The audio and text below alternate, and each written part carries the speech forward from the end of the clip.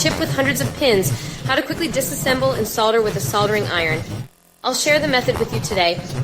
Before disassembling the chip, protect the surrounding resistors and capacitors with high temperature tape.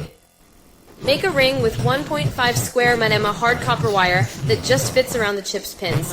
Then fill the copper wire with solder to ensure good contact with the chip pins.